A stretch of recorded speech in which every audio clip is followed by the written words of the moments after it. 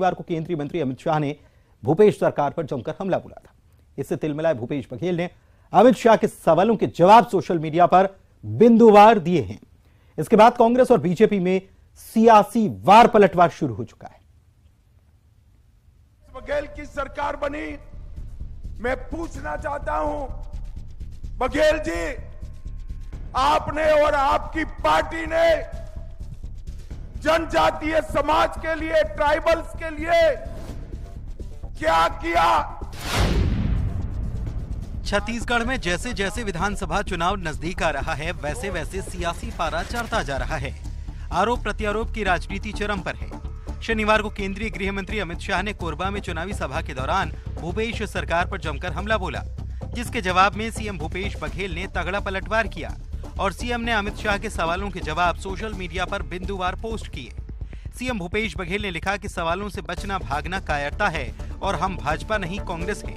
छत्तीसगढ़ प्रवास के दौरान केंद्रीय गृह मंत्री अमित शाह ने कोरबा में नवा छत्तीसगढ़ सरकार के ऊपर कई आरोप लगाए, कई गलत तर्क प्रस्तुत किए, कई वक्तव्य दिए, कई दावे किए। हालांकि सभी आरोप बिना होमवर्क के हैं। बीजेपी का प्रदेश नेतृत्व अपने नेता को गुमराह कर रहा होगा। हम कांड वाली भाजपा सरकार नहीं बल्कि काम वाली कांग्रेस सरकार हैं। गृह मंत्री श्री अमित शाह ने कोरबा की सभा में कुछ सवाल उठाए थे, गलत बयानी किया था। मुख्यमंत्री श्री भूपेश बघेल जी ने उन सवालों के जवाब को तथ्यात्मक तरीके से प्रस्तुत किया है। अब बताइए कि गृह मंत्री हैं, उनके एनसीआरबी के आंकड़े बताते हैं कि छत्तीसगढ़ में नक्सलवाद में कमी आई है, छत्तीसगढ़ में बलात्कार में कमी आई है, और गृह मंत्री अपने विभागों से इतर जाकर बयान देते हैं कि छत्तीसगढ़ में बलात्कार बढ़े हैं। छत्तीसगढ़ में भारतीय जनता पार्टी की अपेक्षा बेहतर सुशासन चल रहा है। छत्तीसगढ़ में आज किसानों को, महिलाओं को, युवाओं को लिए योजनाएं बनी है, उन योजनाओं का बेहतर क्रियान्वयन हो रहा है।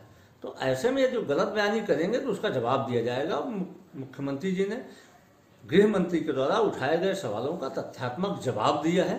भारतीय जनता पार्टी के पास में मुख्यमंत्री के द्वारा दिए गए जवाबों का कोई भी तोड़ नहीं है। वहीं सीएम भूपेश बघेल के गृह मंत्री अमित शाह पर पलटवार करने पर बीजेपी ने कांग्रेस पर निशाना साधा। सवाल तो टीएस सिंहदेव ने भी पूछे हैं, सवाल तो आपके मंत्री जयसिंह ने भी पूछे हैं, सवाल तो सुकमा के एसपी ने धर्मांतरण के बारे में भी पूछे थे, सवाल तो हम विधानसभा में भी पूछते हैं, पर हमें याद नहीं है कि माननीय मुख्यमंत्री जी आपने किसी भी सवाल का जवाब दिया हो। आज छत्तीसगढ़ आग में जल रहा है। आवासहीन लोगों को आवास नहीं मिल रहे हैं, जिनके घरों में नल नहीं है उनको जल नहीं मिल रहा है, गौठान में गायें मर रही हैं। जरा मुख्यमंत्री जी जवाब दें कि इन प्रश्नों का जवाब जो नहीं दे रहा है वो क्या है। छत्तीसगढ़ विधानसभा से पहले बीजेपी और कांग्रेस के बीच आरोप प्रत्यारोप की राजनीति तेज हो गई है। अब देखना ये होगा कि आगामी विधानसभा चुनाव में जनता किसकी बात पर यकीन करती है। Bureau report, news 18। छत्तीसगढ़ के कोरबा में अमित शाह की बैठक के बाद बीजेपी मिशन 2023 की रणनीति में जुटी है, तैयारी में जुटी है। इस कड़ी में राजनांदगांव में बीजेपी कोर ग्रुप की 2 दिनी बैठक जारी है। इसमें आगामी विधानसभा चुनाव को लेकर रणनीति बन रही है, जिसमें सरकार को घेरने की भी रणनीति बनी है।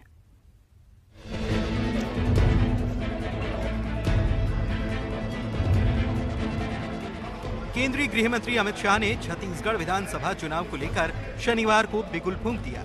इसके बाद बीजेपी नेता एक्शन में आ गए। राजनांदगांव के निजी होटल में बीजेपी के प्रदेश प्रभारी ओम माथुर ने जिला बीजेपी कार्य समिति की बैठक बुलाई। इस बैठक में ओम माथुर, प्रदेश सह प्रभारी नितिन नवीन समेत पूर्व मुख्यमंत्री रमन सिंह, प्रदेश अध्यक्ष अरुण साव और कई वरिष्ठ नेता मौजूद रहे। बैठक के बाद माथुर ने कहा कि प्रदेश में सरकार बनाना कोई चुनौती नहीं है। उन्होंने 2023 विधानसभा चुनाव में प्रदेश में पूर्ण बहुमत की सरकार बनाने का दावा किया है।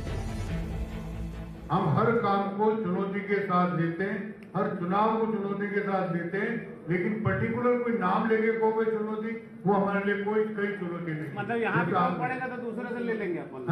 कम पड़ेगा? क्यों कम पड़ेगा? पूर्ण बहुमत आप इंतजार करिए ना चुनाव के अनुसार। इस बैठक में आगामी विधानसभा चुनाव को लेकर रणनीति तैयार की गई। बीजेपी ने इस बार विधानसभा चुनाव में ग्रास रूट को फोकस करने के संकेत दिए हैं। इस मामले में सांसद संतोष पांडे ने बताया कि विधानसभा चुनाव को लेकर रणनीति तैयार की जा रही है। हमारे पदाधिकारी जो प्रदेश से आए हैं बैठक लेने जाएंगे और बूथों की स्थिति से रूबरू होंगे। शक्ति केंद्रों में जो हमारे कुछ बिंदु हैं उस पर चर्चा होगी और इस प्रकार से पदाधिकारी बैठक का जो आज प्रथम दिन है ये ग्रामों में शक्ति केंद्रों में बीतेगा। रात्रि में आएंगे, रात्रि में समीक्षा होगी, पदाधिकारियों की बैठक होगी, संभागीय पदाधिकारियों की बैठक आज की तिथि में होगी। इस बैठक में करीब 180 नेता राजनांदगांव जिले के 165 शक्ति केंद्रों की जमीनी स्थिति की पड़ताल कर रहे हैं। आने वाले विधानसभा चुनाव के पहले पार्टी की कार्यक्रम क्या होने चाहिए, उसकी रूपरेखा कैसी होनी चाहिए, ये सारे विषय को लेकर के होंगे। वहीं आज अभी इस बैठक में जो हमारे आमंत्रित अतिथि हैं लगभग 150, वो सभी लोग हमारे ज़िले के 167 शक्ति केंद्रों में जा कर के वहाँ जो अभी तक हमारा संगठनात्मक संरचना है, चाहे वो बूथ कमेटी का गठन हो, चाहे शक्ति केंद्र का गठन हो, चाहे वहाँ पर हमारे स्थानीय मुद्दे क्या क्या हैं और वहाँ पर संगठन में किस रूप तरीके से कामकाज संचालित हो रहा है, इस बात का आकलन करके एक रिपोर्ट प्रदेश को प्रस्तुत करेंगे। बीजेपी की इस बैठक पर कांग्रेस ने तंज कसा है। ओम माथुर जी को मालूम है कि छत्तीसगढ़ में 2023 में भारतीय जनता पार्टी की सरकार बनने की दूर दूर तक कोई संभावना नहीं है, इसलिए वे आने वाले 2023 के चुनाव को किसी भी प्रकार की चुनौती के रूप में नहीं मानते हैं। दूसरी बात, छत्तीसगढ़ की जनता अभी तक भूली नहीं है 15 साल के भारतीय जनता पार्टी के कुशासन, भ्रष्टाचार को। तो ऐसे में भारतीय जनता पार्टी के द्वारा किस बिना पे सरकार बनाने का दावा किया जाए। गृह मंत्री अमित शाह के दौरे के बाद छत्तीसगढ़ विधानसभा चुनाव की तैयारियों में बीजेपी के नेता जी जान से जुटे हैं। अभी से ही बैठकों का दौर जारी है। अब देखने वाली बात यह होगी कि बीजेपी नेताओं की बैठक में बनाई गई रणनीति कितनी कारगर साबित होती है। Bureau report, news 18।